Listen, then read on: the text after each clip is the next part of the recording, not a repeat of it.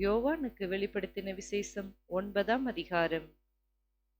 5ஆம் தூதன் எக்காளம் ஊதினான். அப்பொழுது வானத்திலிருந்து பூமியின் மேல் விழுந்த ஒரு நட்சத்திரத்தைக் கண்டேன். அவனுக்கு பாதாள குழியின் திறவுகோல் கொடுக்கப்பட்டது. அவன் பாதாள குழியை திறந்தான். உடனே பெருஞ்சூளையின் புகையைப் போல அந்த குழியிலிருந்து புகை எழும்பிற்று. அந்த குழியின் புகையினால் சூரியனும் ஆகாயமும் அந்தகாரப்பட்டது. அந்த புகையிலிருந்து வெட்டுக்கிளிகள் புறப்பட்டு பூமியின் மேல் வந்தது. அவைகளுக்கு பூமியில் உள்ள தேள்களின் வல்லமைக்கொப்பான வல்லமை கொடுக்கப்பட்டது. பூமியின் புல்லையும் பசுமையான எந்த பூண்டையும் எந்த மரத்தையும் சேதப்படுத்தாமல் தங்கள் நெற்றிகளில் தேவனுடைய முத்திரையை தரித்திராத மனுஷரை மாத்திரம் சேதப்படுத்த அவைகளுக்கு உத்தரவு கொடுக்கப்பட்டது. மேலும் அவர்களை கொலை செய்யும்படிக்கு அவைகளுக்கு உத்தரவு கொடுக்கப்படாமல் 5 மாதமளவும் அவர்களை வேதனைப்படுத்தும்படிக்கு உத்தரவு கொடுக்கப்பட்டது. அவைகள் செய்யும் வேதனை தேளானது மனுஷரை கொட்டும் போது உண்டாகும் வேதனையைப் போல் இருக்கும். அந்நாட்களில் மனுஷர்கள் சாவை தேடியும் அதை காணாதிருப்பார்கள். சாக வேண்டும் என்று ஆசைப்படுவார்கள்.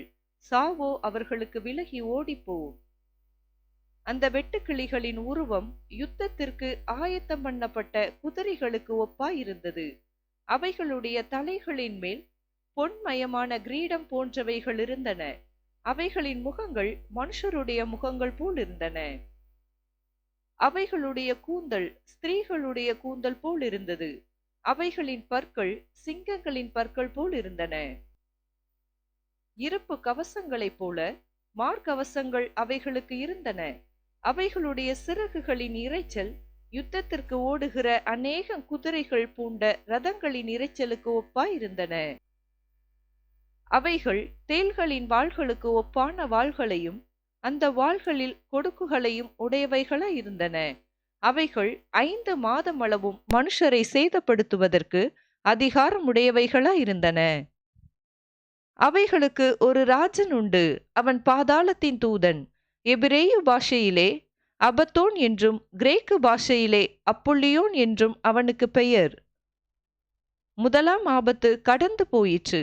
இவைகளுக்கு பின்பு இன்னும் 2 ஆபத்துகள் இதோ வருகிறது. 6ஆம் தூதன் எக்காளம் ஊதினான். அப்பொழுது தேவனுக்கு முன்பாக இருந்த பொற்பீடத்தின் 4 கொம்புகளிலுமிருந்து ஒரு சத்தம் தோன்றி எக்காலத்தை பிடித்திருந்த 6ஆம் தூதனை நோக்கி, ஐபிராத் என்னும் பெரிய நதி அண்டையிலே கட்டப்பட்டிருக்கிற 4 தூதர்களையும் அவிழ்த்துவிடு என்று சொல்ல கேட்டேன். அப்பொழுது மனுஷரில் 1/3 பங்கை கொல்லும்படிக்கு 1 மணி நேரத்திற்கும் 1 நாளுக்கும் 1 மாதத்திற்கும் 1 வருஷத்திற்கும் ஆயத்தமாக்கப்பட்டிருந்த அந்த 4 தூதர்களும் அவிழ்த்துவிடப்பட்டார்கள். குதிரை சேனைகளாகிய இராணுவங்களின் தொகை 20 கோடியாயிருந்தது. அவைகளின் தொகையை சொல்ல கேட்டேன்.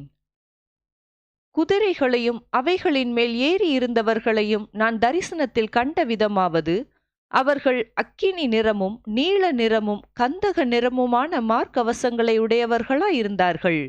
குதிரைகளுடைய தலைகள் சிங்கங்களின் தலைகளைப் போல் இருந்தன. அவைகளுடைய வாய்களிலிருந்து அக்கினியும் புகையும் கந்தகமும் புறப்பட்டன. அவைகளுடைய வாய்களிலிருந்து புறப்பட்ட அக்கினி புகை கந்தகம் என்னும் இம்மூன்றினாலும் மனுஷரில் 1/3 பங்கு கொல்லப்பட்டார்கள்.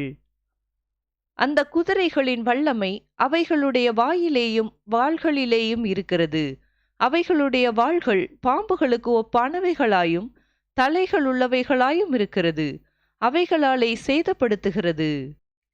அப்படி இருந்தும் அந்த வாதைகளால் கொல்லப்படாத மற்ற மனுஷர்கள் பேய்களையும் பொன் வெள்ளி செம்பு கல்மரம் என்பவைகளால் செய்யப்பட்டவைகளாயும் காணவும் கேட்கவும் நடக்கவும் மாட்டாதவைகளாயும் இருக்கிற விக்கிரகங்களையும் வணங்காதபடிக்கு தங்கள் கைகளின் கிரியைகளை விட்டு மனம் திரும்பவும் இல்லை.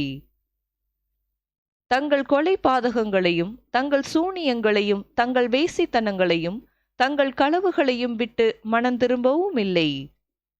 ஆமேன்.